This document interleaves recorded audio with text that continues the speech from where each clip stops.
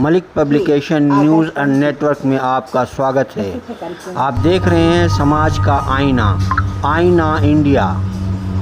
इससे पहले कि आप पूरी खबर देखें, आपसे निवेदन है कि आप हमारे चैनल को सब्सक्राइब करें और शेयर भी ज़रूर करें, ताकि हम आपको नई खबरों से अपडेट कराते रहें। धन्यवाद। आईना इंडिया का प्रस्तुत है कार्यक्रम शख्सियत में आज आपको एक ऐसे शख्स से मिलवाने जा रहे हैं जिन्होंने समाज के लिए अपने आप को वक्फ कर दिया, यानी समाज को समर्पित कर अपनी ज़िंदगी समाजवादी में लगा दी, समाजविद बन गए, समाजवादी हो गए। लेकिन ये खुद उम्र के चौथे पड़ाव में पहुंच गए, लेकिन समाज अपनी रफ्तार से बदलता रहा और बनता रहा। आप जनाब स्वतंत्र सेनानी भी हैं, देश की आज़ादी के लिए इन्होंने लड़ा और जेल भी गए, गांधी जी का साथ भी दिया, अलीगढ़ यूनिवर्सिटी में स्टूडेंट यूनियन में रहे और स्टूडेंट यूनियन से इन्होंने अपनी राजनीति शुरू की।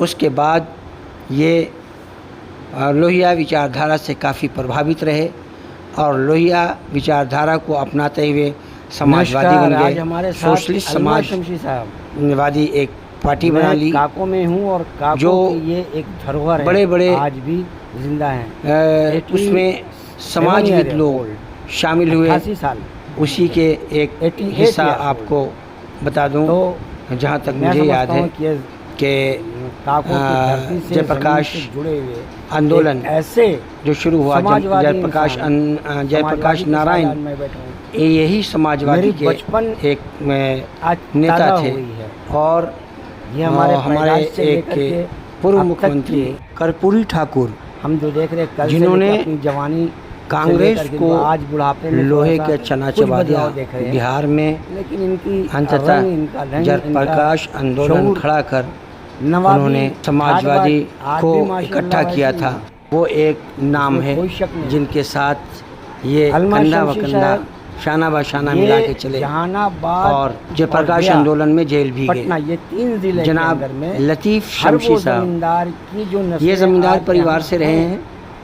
ज़मींदाराना ठाट बात होने के बावजूद भी लोग इनके ठाट पेरिस से इनके भी कपड़े धुल के आते थे, जिस तरह से जवाहरलाल नेहरू के आया करते थे, लोगों के लिए उसी तरह से इनके भी अपने एक ठाट थे। क्योंकि जवाहरलाल नेहरू चाहे इंदिरा गांधी हो, इन सब के ये करीब रहे हैं, बहुत पुरानी हस्ती हैं।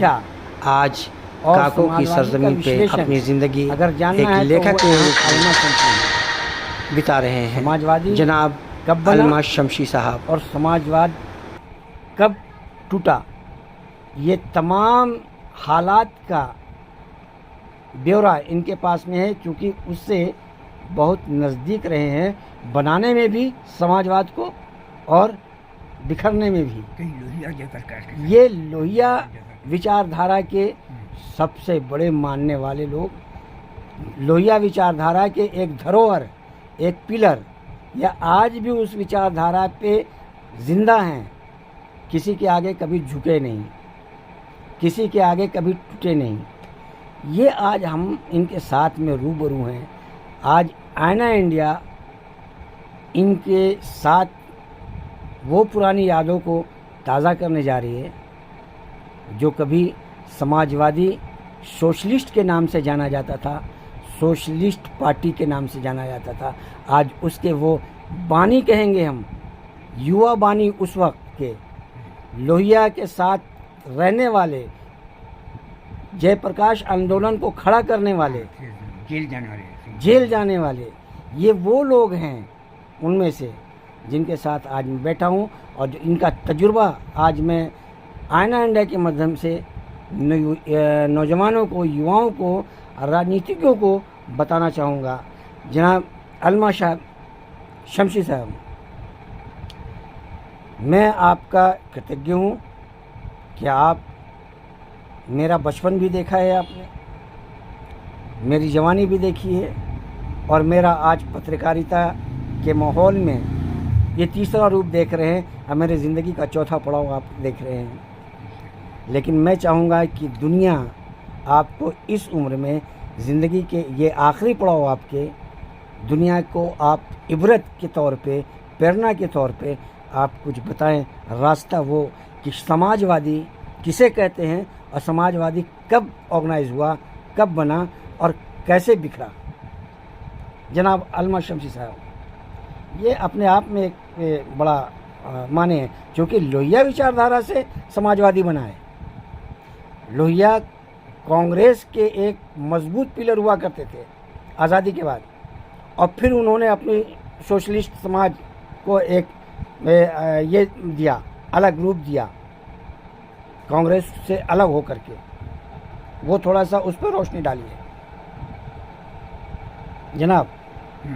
सोशलिस्ट पार्टी जो है वो 1929 में इसकी बुनियाद लाहौर में पड़ी, और उसकी बुनियाद देने वाले, मैं भूल रहा हूँ ज़रा सा नाम, क्योंकि मेरे बहुत पुराना हो गया। हाँ नहीं, मेरे ब्रेन में मतलब एक ब्रेड लाहौर से कुछ इधर एक आध महीने से तब बात करते हुए कुछ बातों को भूल रहा हूँ। इलाज तो चल रहा है इंशाल्लाह। उसके बाद ये सोशलिस्ट पार्टी उसी वर्ष शुरू हुई। उसके बाद फिर बीच में आहिस्ता आहिस्ता ख़त्म सी हो गई।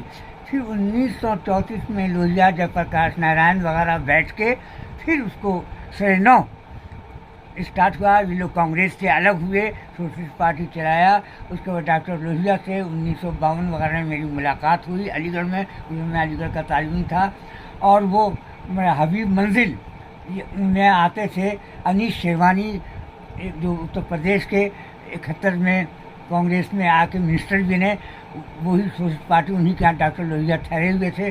उन्होंने मेरी सबसे पहले मुलाकात 1952 में कराई, और उन्होंने मुझे सब याद है कि मैं सूट पहने हुए था, बो वगैरह लगा हुए था। तो उन्होंने पहले कहा कि देश में नहीं चलेगा, अगर आप चाहते हैं कि मुल्क आगे बढ़े और मुल्क की तरक्की हो तो यह अंग्रेज़ी कपड़ा आपको छोड़ना होगा। मैंने उसी वक्त से कसम खाया। उसको तमाम सूट, तमाम टाई अपनी, तमाम बो, तमाम चीज़ें अपनी जो फैशन की थी वो सब मैंने त्याग दिया। उसके बाद पहली मरतबा 9 आने गज़ की कमीज़ और 11 आने गज़ का समझिए पहला जैकेट मैंने बनाया था 1952 वगैरह में, पहली मरतबा। और उसके बाद मैं सोशलिस्ट पार्टी में 18 साल डॉक्टर लोहिया ने मुझे जनरल सेक्रेटरी बनाया। फिर सोनपुर कॉन्फ्रेंस में मुझे नेशनल एग्जीक्यूटिव मेंबर बनाया। इस तरह मैं सोशलिस्ट पार्टी में मुस्तकिल था। 11 ग्रेजुएशन हुआ, संयुक्त सोशलिस्ट पार्टी बनी। सोशलिस्ट पार्टी टूट के उसमें भी मैंने काम किया, उसमें भी मैं रहा, उसका भी सेक्रेटरी रहा। उसके बाद लोहिया जी के इंतकाल के बाद पार्टी वह ख़त्म हो गई समझिए। मुलायम सिंह ने अपनी पार्टी समाजवादी बनाई। वो भी सिर्फ नाम का वो सही समाजवादी पार्टी वो भी नहीं थी। और उसके बाद समझिए अब तो ख़त्म ही हो गई सोशलिज्म का, तो नाम निशान ना है, ना वैसे लोग सोशलिस्ट लोग रहे। इसलिए सोशलिस्ट समझिए सोशलिज्म तो ख़त्म हो गया। अब देख रहे हैं कि जो बीजेपी आई है वो किस तरह की है, क्या है, ये पूरा हिंदुस्तान जान रहा है। उनकी पॉलिसी, उनका एजेंडा क्या है। और सोशलिस्ट पार्टी का उससे बिल्कुल मुख्तलिफ था। लेकिन अब वैसे सोशलिस्ट लोग रहे नहीं। और मेरा ख्याल है कि मेरी जितने साथी थे, जो मधुजमा हों, मधु जनवते हों, जॉर्ज फर्नांडिस हों, लोहिया हों, आपके क्या नाम और भी नाम वैसे याद नहीं आ रहा है, बहुत से लोग थे जो मैंने अपनी किताब में मतलब तमाम लोगों का जिक्र किया है। मेरी एक किताब आ रही है जो ज्ञान अधिवेशन वगैरह, उसकी पूरी तफसील मैंने लिखा कि कौन कौन। आप राइटर भी हैं? हाँ, मैंने 2 किताब भी लिखी है। एक काको पर लिखा है, काको की कहानी। श्रोताओं, काको का एक इतिहास रहा है। हाँ, काको की कहानी अलमा की ज़बानी है। मैंने 700 साल की तारीख़ काको की मतलब कोशिश किया है म्यूज़ियम बंद करने की। और वो बहुत मशहूर है माशाल्लाह, जर्मनी में, फ्रांस में, लंदन में, अमेरिका, और जितने भी आपके लाइब्रेरीज हैं, जैसे अलीगढ़ हुआ की लाइब्रेरी, आपके क्या नाम है, बेंगलोर की लाइब्रेरी, हैदराबाद की लाइब्रेरी, लखनऊ की लाइब्रेरी, दिल्ली की लाइब्रेरी, जहाँ जहाँ बड़ी लाइब्रेरियाँ वहाँ सब दोनों किताब मेरी पहुँच गई हैं। कुछ लोग जर्मनी में उसका तर्जुमा भी कर रहे हैं।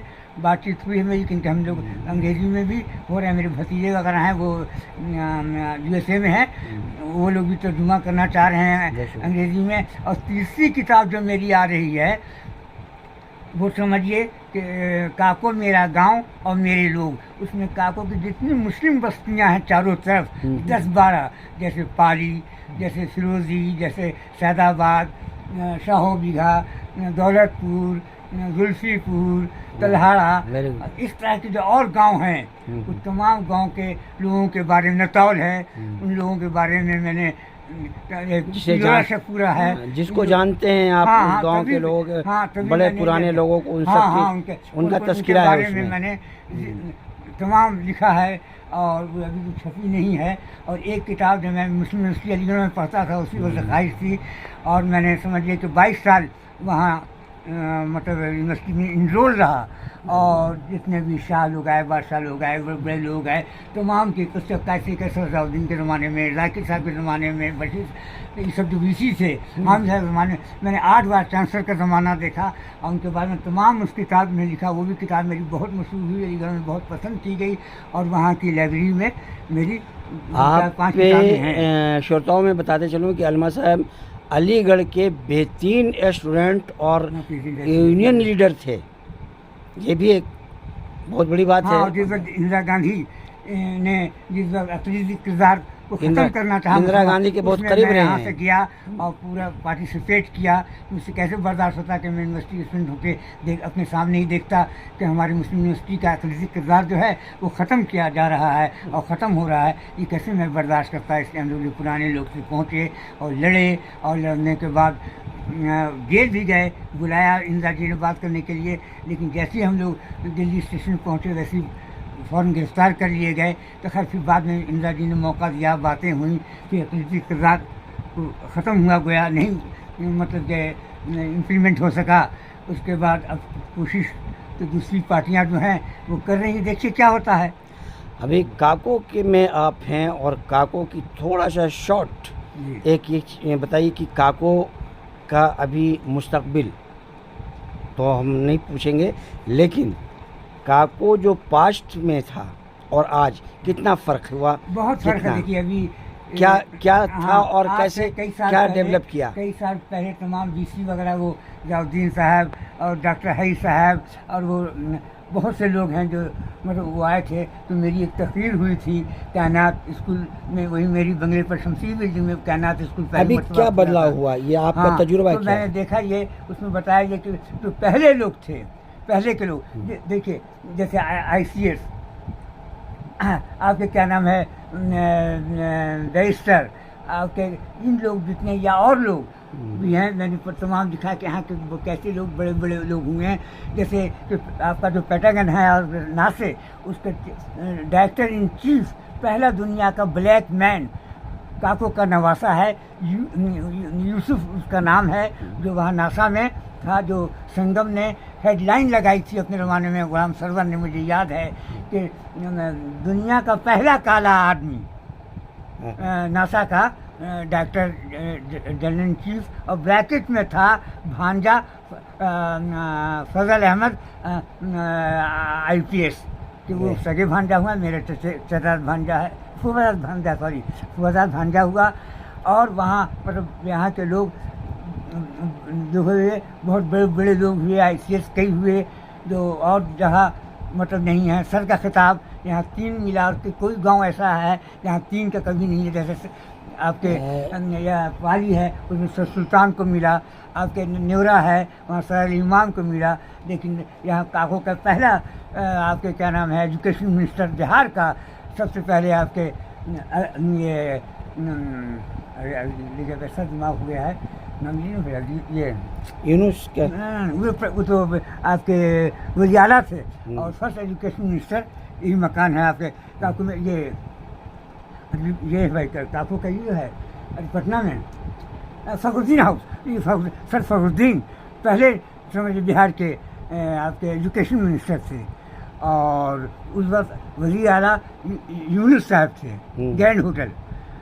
हाँ, और भी लोग यहाँ के बहुत बड़े बड़े लोग, ये सब काको के वो काको से ताल्लुक रखने वाले थे। कहा था कि जितने अदीब शायरों में देखिए, जितने भी शायर हैं, चाहे वो अता काकवी हो, रहमान काकवी हो, अख्तर काकवी हो, वो सब जैसे डॉक्टर हसनैन, डॉक्टर मोहम्मद, सबका नाम याद है। वो सब यहीं हुए। अच्छा। फिर हेड ऑफ डिपार्टमेंट अख्तर ननी का नाम आप लोग जानते ही होंगे। शमशी साहब का ख़ानदान के बारे में थोड़ा सा है कि ये यहाँ के ज़मींदार थे, सबसे बड़े ज़मींदार थे, हाँ ज़रूर, जिम्मेदारी हम लोग की बहुत बड़ी थी। इस पे थोड़ा सा रोशनी डालिए। हाँ, जिम्मेदारी तो बहुत बड़ी थी, लेकिन वो जिम्मेदारी का वक्त पूरी तरह हम लोग नहीं दे सके, क्योंकि 1954 में जिम्मेदारी चली गई। दादा वगैरह मेरे थे, वो वही जिम्मेदारी देखते थे। काको में 3 ज़मींदार हुआ और करते बहुत थे। जिम्मेदारी था और बड़ा मशहूर था। मेरे दादा जो थे वो सर सैयद से 1 साल पहले 1962 में गया में जज थे, और सर सैयद 1963 में जज हुए हैं। ये फकरी बात है, काको का आदमी जज और गेही में जज थे।